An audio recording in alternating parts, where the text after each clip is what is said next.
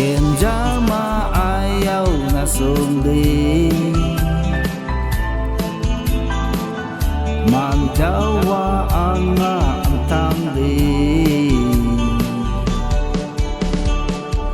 Sinanan paja ang adin Ao muksu na chidung jaw din Sna ayaw sna be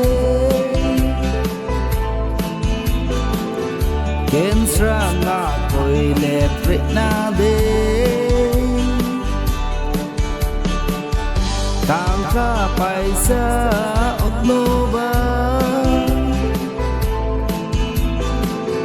Aw siyang jawa ang adi unoba